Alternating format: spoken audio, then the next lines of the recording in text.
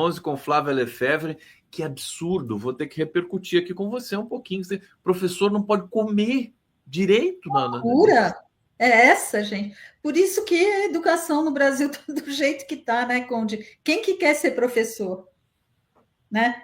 Com Não, e o condições. governo veio com uma política, agora o governo federal veio com uma Sim, política bacana de incentivo para a profissão e tudo mais. Mas é dar murro em ponta de faca, né? Se os estados não colaboram também, nem um pouquinho. sim. Bom dia para você e para a comunidade. Bom estar aqui de novo. Bom estar aqui de novo, eu estou na expectativa de te ouvir. Vou pegar um comentário aqui ainda referente à questão do ensino. Olha só, a Cris está dizendo: bom dia, pior é ser professora aposentada de 2 matrículas e pagar uma exorbitância de imposto de renda e ter adquirido várias doenças do magistério. É impressionante, né? Isso está na discussão também de quem ganha até 5 mil reais ter isenção do imposto de renda. Quer dizer, professor paga imposto de renda e o milionário que ganha 1 milhão por mês, por ano, não paga imposto de renda. A gente vai seguir ao longo da nossa programação toda denunciando esses assintes à população brasileira. Flávia Lefebvre, estou na expectativa de te ouvir sobre essa questão do INSS. Já tivemos algumas repercussões, nós temos a nossa pauta aqui, vamos falar da Anatel, da ANS, mas eu queria que você falasse também um pouquinho do INSS, sobre tudo que você leu, né? Também um escândalo no sentido de que a fraude graça no país, né? De maneira muito desenfreada. Qual é a sua avaliação desse escândalo, né? Do INSS? Bom, Conde, primeiro, eu acho que o governo tem feito uma comunicação eficiente para demonstrar que isso começou no governo do Bolsonaro, né? Que isso vem de 2019 e vem numa progressão, né? Tá certo que os índices aí mostram, né? A investigação que foi feita pela CGU e pela Polícia Federal, especialmente, mostram que os descontos nas aposentadorias cresceram bastante em 23 e 24, mas, de qualquer maneira, o fato é que o governo vem investigando isso desde 2023 com bastante afinco, a ponto de chegar na operação que se chegou a semana passada, com busca e apreensão, com prisão de um monte de gente, mas, de qualquer maneira, né, a gente sabe que isso serve de alimento para trocentos memes na internet, pela extrema-direita, e na grande mídia também. Se você assistiu, não sei se você assistiu, no dia em que foi divulgada a operação da Polícia Federal, e no dia seguinte, a Globo News, sabe, os adjetivos utilizados pelos jornalistas eram assim: isso é, no mínimo, um descontrole atroz, uma falta de competência ou uma falta de comprometimento com uma parcela da população que é vulnerável, que são os aposentados, etc. Então, eu tenho muito medo do reflexo que isso possa trazer para o governo. Acho que o governo está num caminho de fazer uma comunicação importante, mas falta comunicar, pelo menos essa é uma falta que eu sinto, né? Essa escalada nos 2 anos de governo do Lula, né? Apesar da investigação que vem sendo feita pela CGU Pela pela Polícia Federal. Polícia Federal. Então, vamos ver o que vai acontecer. Eu acho que a comunicação está bem encaminhada, mas a gente sabe também que essas plataformas que veiculam esses memes, essas notícias falsas e etc., elas não são neutras, e todas elas aliadas aos interesses estadunidenses estão, né, preocupadas em desgastar o governo Lula com vistas à eleição de 2026. Tanto é assim que diversas políticas que já vêm sendo bem-sucedidas pelo governo Lula, como, por exemplo, mostrei aqui em setembro, a FGV já tinha divulgado dados mostrando que houve um aumento na renda das pessoas mais pobres, houve um aumento na renda de todas as classes sociais, mas especialmente um aumento de 10% na renda das pessoas mais pobres. Isso não recebeu o devido destaque. Hoje, ou anteontem, na Folha de São Paulo, essa notícia voltou a ser veiculada, mas lá escondido no meio do jornal, né? Não está na manchete, não está nas chamadas do site. Então, a gente tem que olhar para essa questão como algo que tem um potencial grande de desgastar o governo e de reduzir, na opinião pública, os ganhos que o governo vem tendo. Eu estou acompanhando com muita atenção as incursões da mídia convencional em atacar o governo, em desgastar o Lula e tudo mais. Isso está muito evidente, mas está um pouco difícil para eles nesse momento, porque a direita, a extrema-direita, está de derrota atrás de derrota, né? Começando com a prisão do Collor, né? Que alguns dizem que é de esquerda. Você sabia, Flávio Lefebvre, que o Collor é de esquerda? Para alguns, né, do Brasil paralelo que você conhece bem. Mas assim, tá difícil. O Dino intimou o Sóstenes Cavalcante, que é o líder do PL, para dar explicações.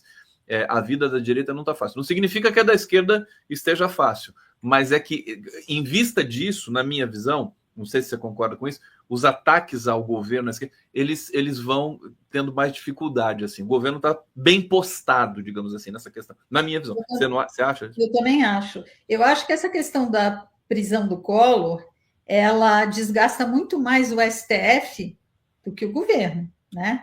Porque, veja bem, Conde, quanto tempo, né, correm os processos e as denúncias e tudo que já se apurou contra o Fernando Collor de Mello, né? Então, para a opinião pública, pode ficar assim: vamos prender o Collor, porque vai ficar muito esquisito a gente prender o Bolsonaro sem ter prendido o Collor. Prendido o Collor, é verdade.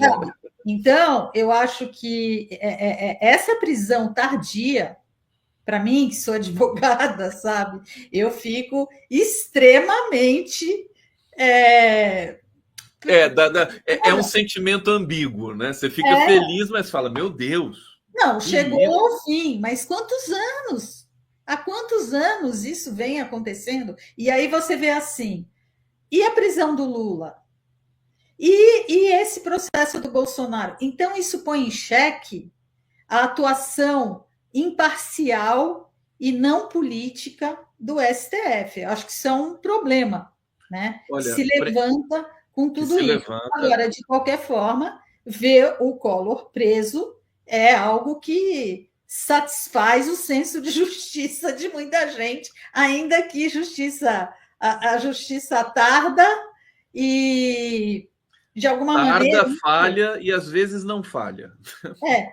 Agora, o fato dele estar preso significa que a justiça não falhou, porque se ele tivesse preso há um tempo atrás, quantas coisas ele teria deixado de fazer, porque ele é um cara influente. Continua ele estava no parlamento como senador, como tudo, mexendo suas pedras, né? A favor do seu interesse contra o interesse público. Então, eu acho bom, mas tenho meus...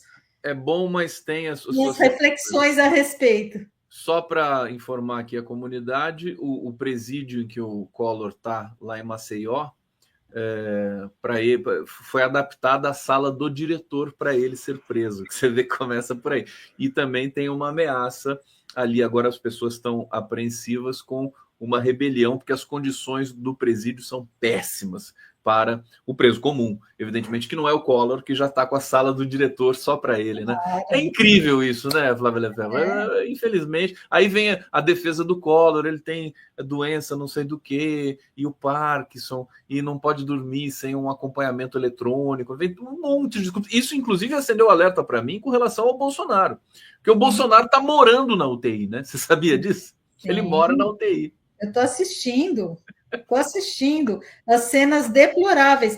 Não, mas isso, Conde, sabe, é só mais uma fotografia, né, da desigualdade que a gente tem no país, que não é só no campo da justiça social, né? Da desigualdade econômica, financeira das pessoas, mas é no tratamento também, na não garantia do princípio da dignidade humana que deveria ser cumprido para todos, porque está na nossa Constituição Federal. Só o Collor, o Bolsonaro tem direito a um tratamento digno, o resto que se exploda, entendeu?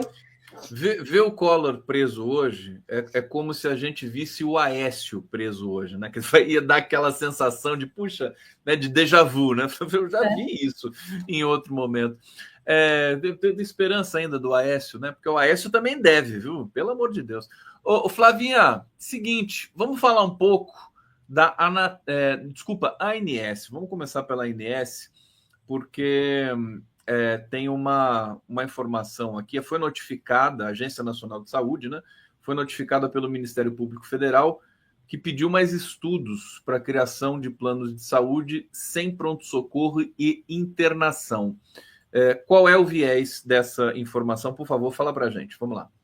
Então, Conde, você lembra que no começo do ano a gente tinha até comentado aqui da consulta pública que a Agência Nacional de Saúde Suplementar tinha aberto com o objetivo de implementar um plano de saúde que não dá direito a quase nada. Ele é exclusivamente ambulatorial, né? Voltado especialmente para 40 milhões de consumidores de baixa renda, porque a previsão é que seria possível cobrar R$ 100 por cabeça, né, por pessoa, nesse plano de saúde. E aí o Ministério Público falou o seguinte, olha, primeiro, existem normas aqui no Brasil que se impõem para as agências reguladoras de que elas não podem editar normas sem fazer um estudo prévio de impacto regulatório. Tá? Então, o que o Ministério Público falou é o seguinte: vocês não realizaram os estudos de impacto regulatório necessário para implantar esse tipo de medida. Depois, eu tenho o entendimento, com base nas leis que regulam essas agências reguladoras, que são autarquias, que elas são implementadoras de política pública.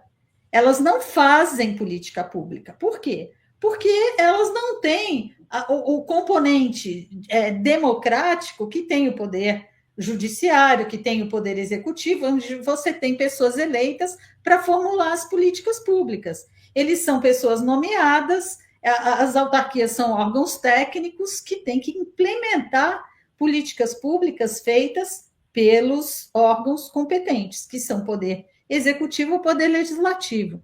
Eu entendo que você mudar, né, esse tipo de lógica na relação entre SUS e planos de saúde privados que atuam, de acordo com a Constituição Federal, em caráter complementar com o SUS, isso é uma medida de política pública. Eu acho que a ANS nem poderia estar adotando essa medida. Mas estão adotando por quê?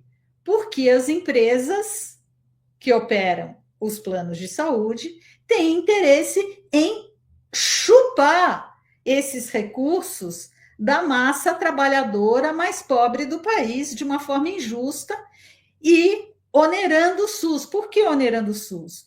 Segundo o Ministério Público, essa medida, se for implantada, o que vai acontecer?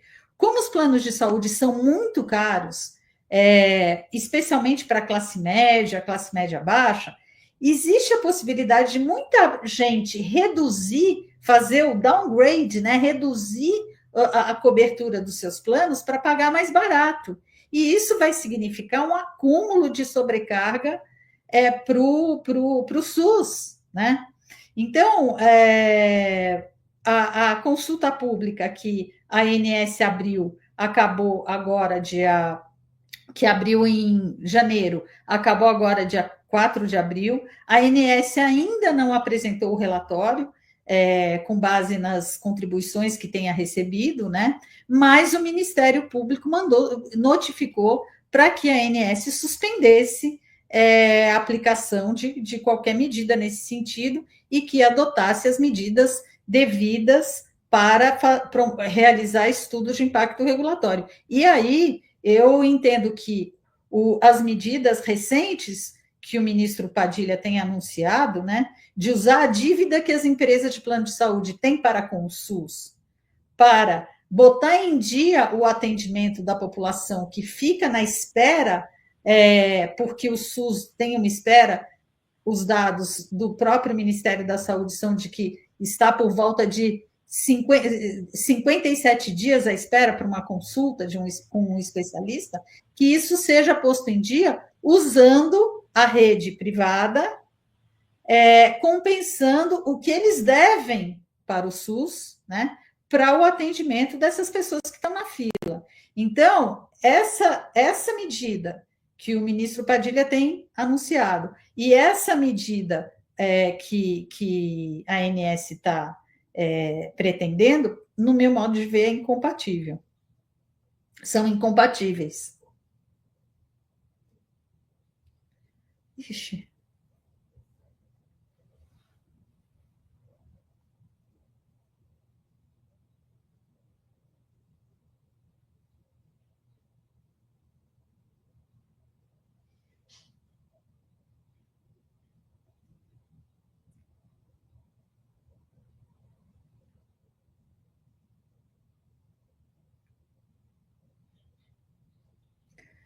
Gente, eu acho que eu estou no ar aqui e o Conde deve ter caído. Gente, eu acho que eu estou no ar aqui e o Conde deve ter caído.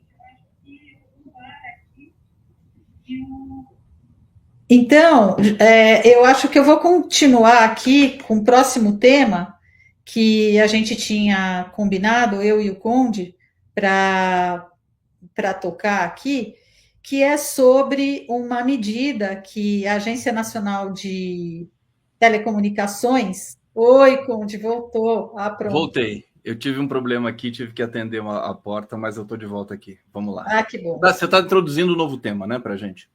Eu tinha terminado a questão da ANS, aí fiquei meio em silêncio, aí uns 30 segundinhos, porque eu não entendi se eu estava fora do ar ou você. Aí fui olhar aqui no celular quem que estava fora do ar e vi que era você.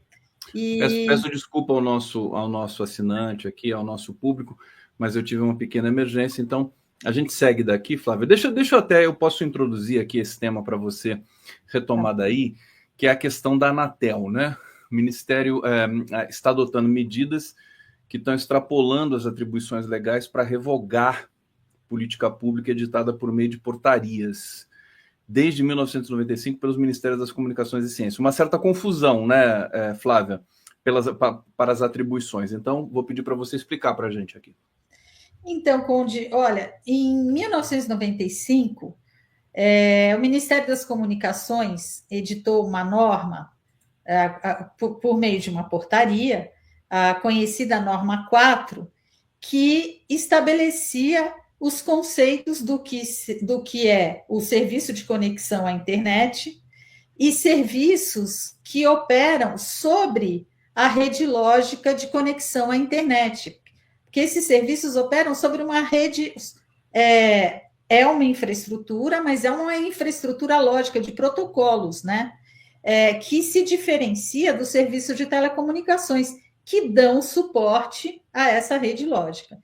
Então, o que a norma 4 falou é que o serviço de conexão à internet, os serviços de conteúdos, informações prestados pelas plataformas, eram classificados como serviço de valor adicionado e não serviço de telecomunicações. Isso em 95. Em 97, com aquela estrutura para privatizar o sistema Telebrás, editou-se a Lei Geral de Telecomunicações, que confirmou essa classificação. Lá no artigo 61 da LGT, está lá escrito assim, olha, serviço de valor adicionado não se confunde com serviço de telecomunicações, e a Anatel fala sobre telecomunicações. Na mesma data, lá em 95, da portaria que estabeleceu esses serviços de valor adicionado, Foi editada também uma portaria criando o Comitê Gestor da Internet do Brasil, para que ele definisse estudos, diretrizes, estratégias para o uso e desenvolvimento da internet no Brasil. Criou-se assim o CGI. Em 2003, já no governo Lula, o Lula editou um decreto e deu um caráter ainda mais institucional para o Comitê Gestor da Internet, que é um órgão multissetorial, onde estão sentados lá 9 representantes do governo, entre eles um representante da Anatel, 4 representantes das empresas, 4 representantes de terceiro setor, 3 representantes da academia e um de especialista que também é o presidente do NIC BR, que é o Demi Guético, conhecido aqui no Brasil como o pai da internet, que é presidente do NIC BR, que faz a administração dos domínios .br aqui no Brasil, e mais, que usa o dinheiro que é cobrado de todo mundo que tem um domínio registrado .br, usa esse recurso para fazer uma infraestrutura importantíssima de transporte de dados, né?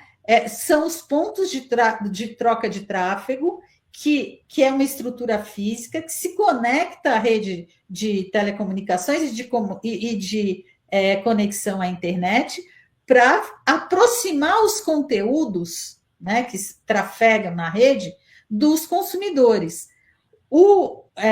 Chama Projeto IX. O Projeto IX, né, os pontos de troca de tráfego no Brasil, hoje tem o maior tráfego do planeta, né? Essa infraestrutura é operada e poucas pessoas sabem.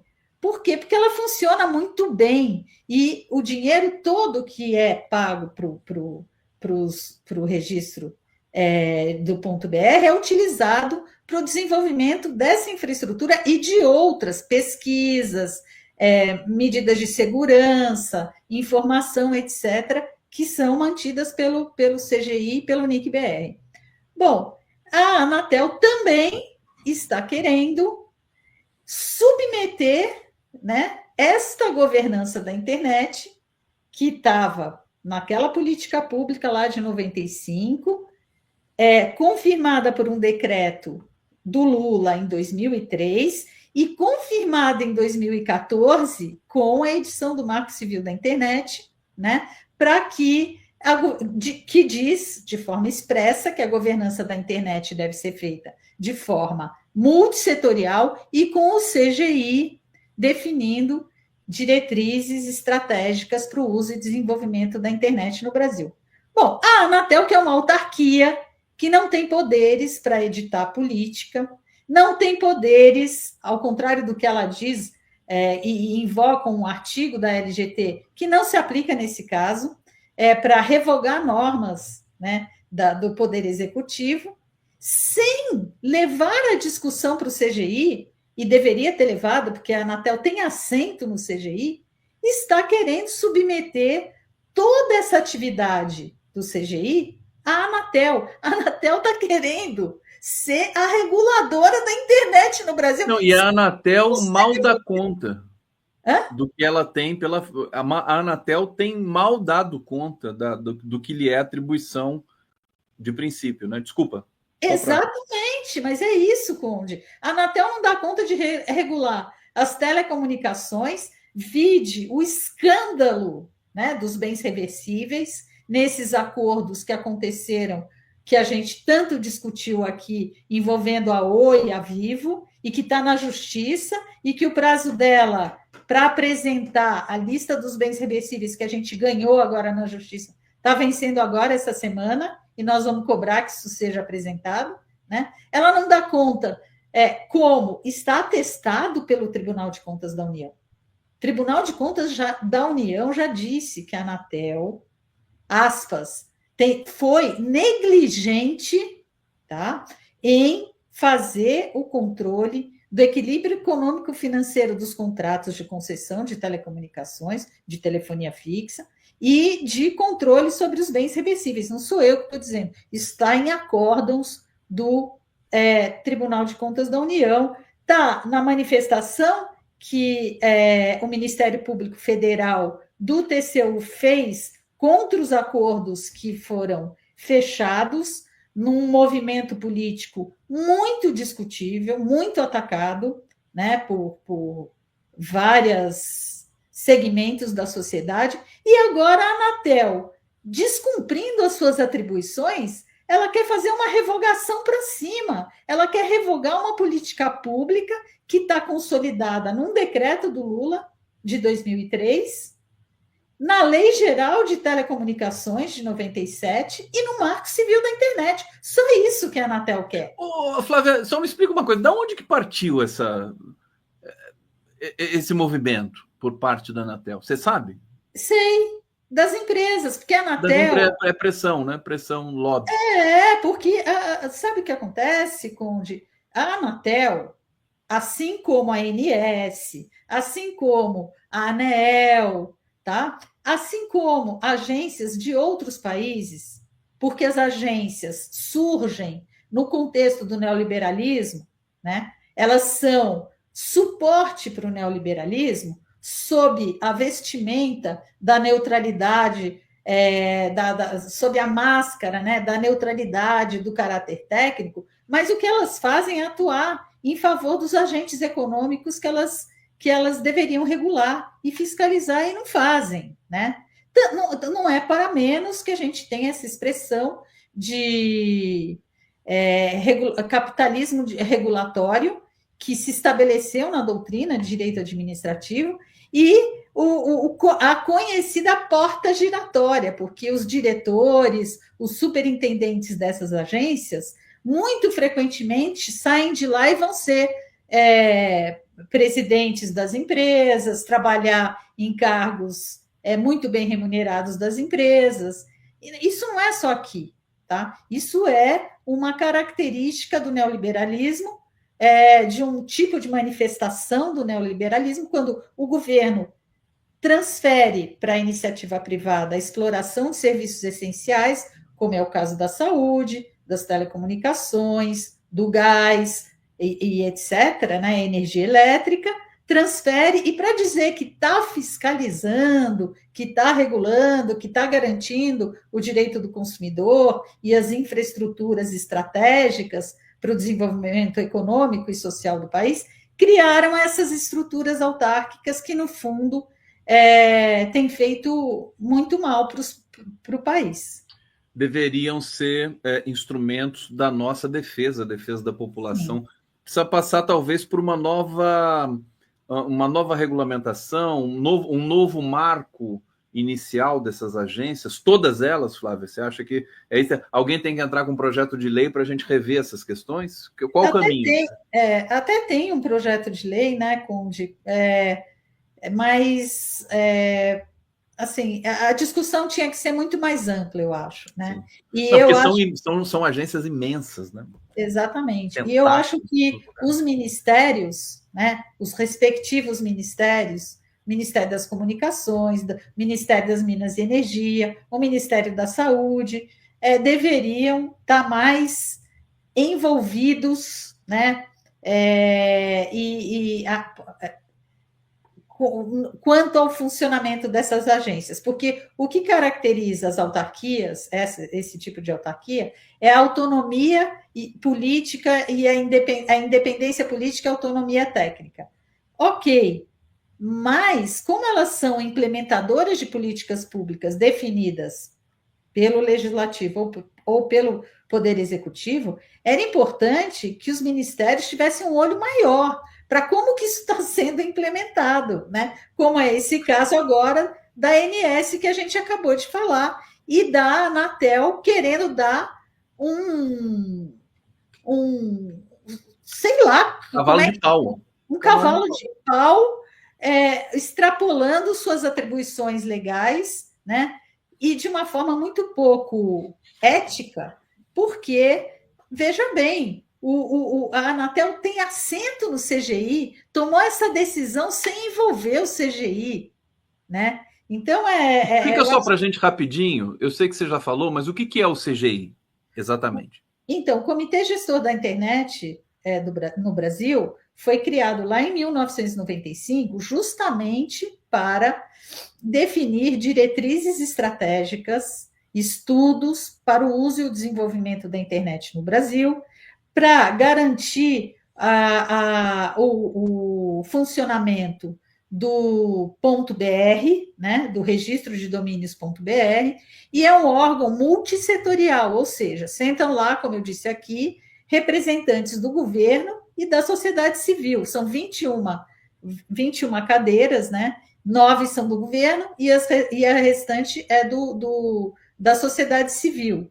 E o Comitê Gestor da Internet tem sido fundamental, né, para garantir de fato que a internet funcione como ela vem funcionando. Infelizmente, é lógico que a ultradireita, né, não quer ter que discutir questões técnicas, regulação, etc., dentro de um ambiente multissetorial. Eu posso dizer porque eu fiquei 6 anos no CGI, fui eleita 2 vezes para o CGI, justamente na época de aprovação do Marco Civil da Internet, do decreto que regulamentou o Marco Civil da Internet, e sei como foi importante as questões que ficaram constando no Marco Civil e no decreto regulamentador terem sido discutidas num ambiente multissetorial. E é isso que o pessoal não quer. O pessoal prefere discutir dentro da Anatel, que é um lugar sem transparência, onde as forças políticas atuam, as forças econômicas atuam,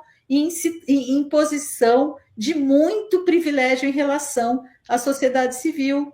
Olha, já não está fácil, já não estava fácil, e a gente tem alguns retrocessos em curso, e ainda bem que a gente tem a Flávia aqui para trazer essas informações para a gente quando a gente recebe o Moisés Mendes. Bem-vindo, Moisés Mendes. Daqui a pouco a gente vai engranar a nossa resenha aqui. Antes de me despedir da Flávia, Reginalíssima está aqui dizendo o seguinte: Flávia, o que dizer do silêncio PDT Ciro Gomes? Eu vou deixar o Moisés responder essa para você, viu, Reginalíssima? Deixa eu só fazer uma observação aqui com relação a esse tema ainda, Conde, que eu não fiz. O Comitê Gestor da Internet do Brasil soltou na sexta-feira passada 2 notas com relação a essas iniciativas da Anatel de acabar com a norma 4, né, dessa separação do serviço de conexão à internet do serviço de telecomunicações, com o objetivo de abocanhar a regulação da internet, o que seria uma tragédia no Brasil, e de submeter o CGI à Anatel, né? Então, é importante. Está no site www.cgi.br. Vejam a nota, né, as 2 notas que o CGI soltou contra essas iniciativas da Anatel. E, Moisés, oi e bom programa para vocês. Eu vou divulgar o link daqui a pouco aqui para a comunidade. Deixa eu só trazer aqui mais comentários rapidinho, antes da gente fazer a transição. Reginalíssima, vergonhoso reality do inelegível, desmoraliza UTI. Celso está dizendo, onde fica o todos são iguais perante a lei. Regina Líssima, serão as novas cooperativas populares /médico? Ela diz ainda, por que iniciativa da ANS para privatizar serviços médicos populares? Bom, a gente passou por tudo isso aqui, né? Regina Líssima, agências, aconselho de representantes de empresas, poder nos ministérios é político, não técnico. Flávia, por que no Brasil falta debate, setor de comunicação? Gente, eu vou ter que avançar aqui das nossas demandas e no programa Giro das 11, de maneira geral, agradecendo Flávia Lefebvre, a Reginalíssima, que trouxe essas questões. A gente volta a falar sobre isso quando você voltar aqui no nosso programa, tá bom? Eu que agradeço, Conde. Oi, Moisés. E só um parênteses aqui. Os ministérios têm atuação técnica também, tá? Boa semana para todo mundo. Um abraço. Valeu. Boa semana, Flávia.